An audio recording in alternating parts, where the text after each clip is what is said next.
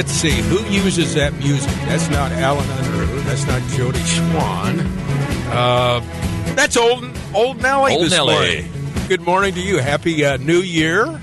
Just a few hours out. Just, a few hours away, actually, and wrapping up 23, an interesting year. Well, you were mentioning Jody this morning. Yeah. She talked about the cathedral. Yeah. And the organ and all the donations and all that was going on. You did a couple of church deals this year, too. Well, it's interesting you bring that up, Bill, because a lot of brokers have their niches. I've been doing this 30-plus years, and I've developed a lot of niches. Retail for many years was my primary niche, doing, deals like Best Buy, Costco, do the Fairways, Qdobas, Chipotles now. But we still do a lot of retail, but a lesser-known niche that we have as a company is churches. We work with churches. And aren't you glad there are some churches that want to do that? Well, yeah, and I mean, candidly, COVID has been an interesting journey for churches. Generally not a good one, but I've got examples of two deals that we did this year. One that was kind of a negative impact from COVID, and another that was really a positive impact from COVID. But like I said, I probably do more churches than any other broker in town. And I think it takes a unique skill set. Churches are a unique animal. You never have a single decision maker. Everything is done by committee, and that takes some getting used to. And church committees are generally volunteers. And so you meet when they can meet, usually evenings. Generally, they take quite a while, these church meetings. And as you can imagine, you have a wide variety of expertise with churches and committee members. Most pastors will readily admit they're not business people, but the thing I love working about churches, Bill, is the reason driving their move. It's not just for profit and squeezing out every nickel of something like, just a lot of we do, in regular business transactions. But churches are working for a bigger purpose, a higher purpose. We hope. Well, yeah, but, they all have great hearts. So, while needing 10 people to agree on everything can be a little bit more challenging, it's all worth it when you cross the finish line.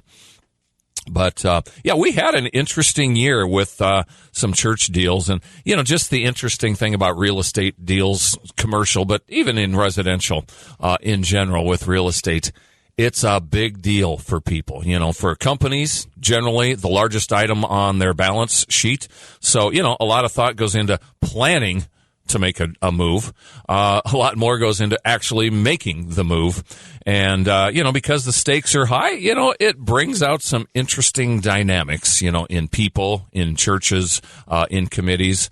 But you know what? That is what makes for interesting stories and journeys, and deals have stories. And so let's start with a couple of interesting highlights of 23 that sort of illustrate the dynamics of the market, kind of, post-COVID, supply chain craziness, inflation, interest rates and all that. All this plays into, what we went through in 23. And so just talk about some deals pertaining to churches.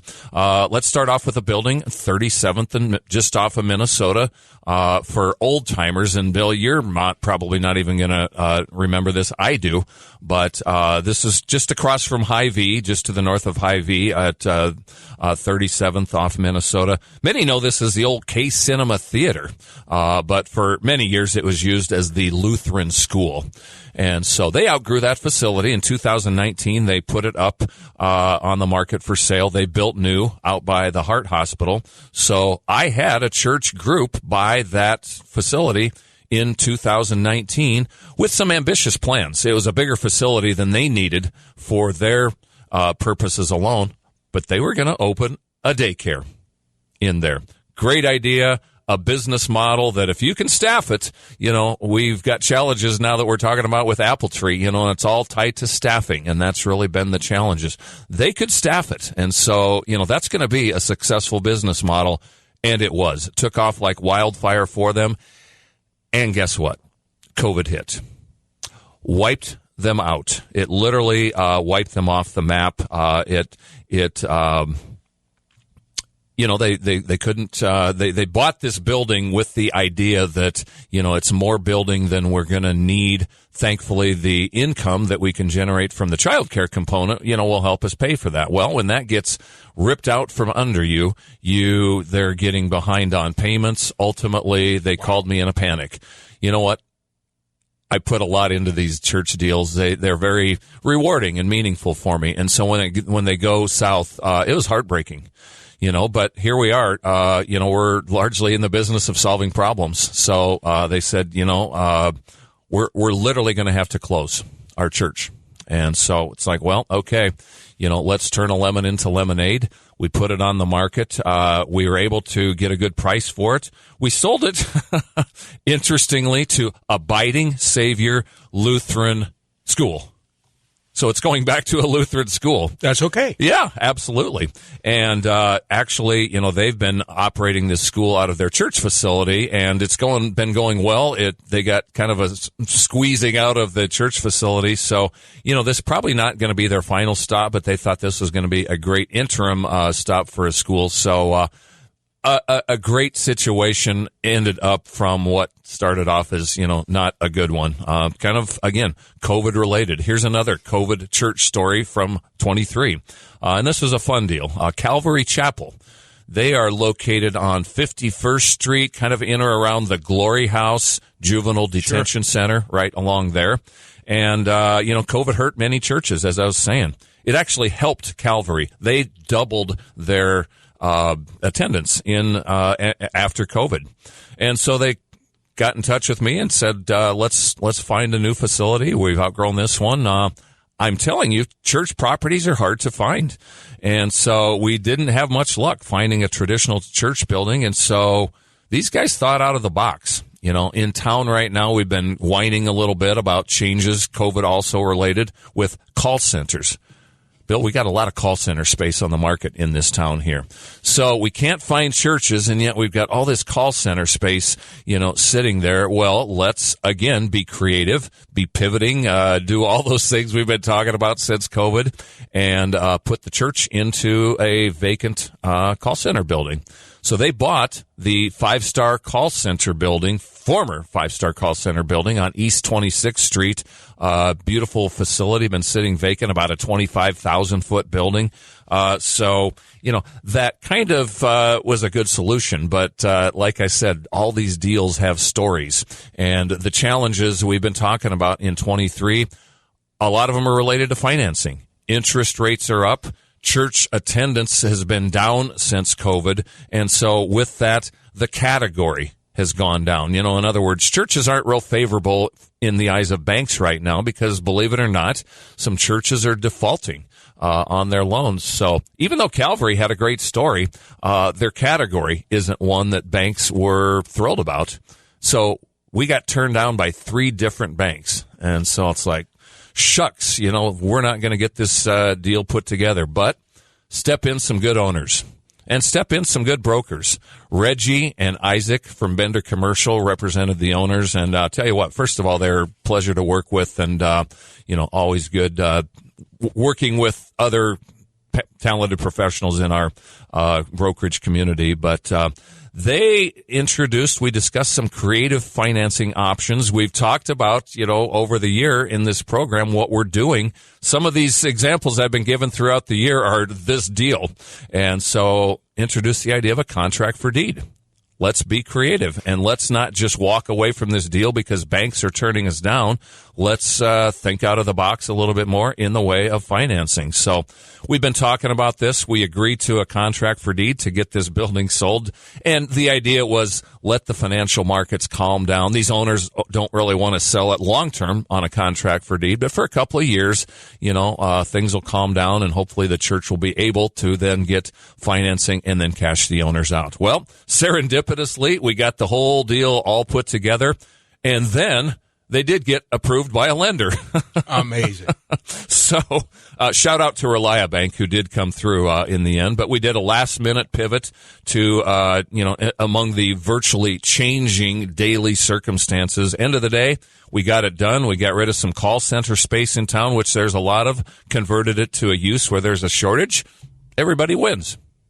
my final snippet of church, this is a 24 thing, and that is my church. And that is, I don't know if I've talked about it even too much, but First Baptist Church, iconic property at 22nd and Colville. I've been coming there since I moved to Sioux Falls. But we're moving. We bought land at 95th and Louise. And so in 24, our goal is to get our building sold so we can make the move out to 95th and Louise. And, the stories of getting that deal put together will probably be hybrids of the two church deals that I talked about, with all the craziness going on in the financing markets and just kind of a post-COVID world that we're working with. But First Baptist Church is for sale, and I'm the contact person. So if a listener wants information on First Baptist, give me a call. The other thing that's happened is the Catholics, that the diocese has decided to combine churches, combine pastors, combine congregations.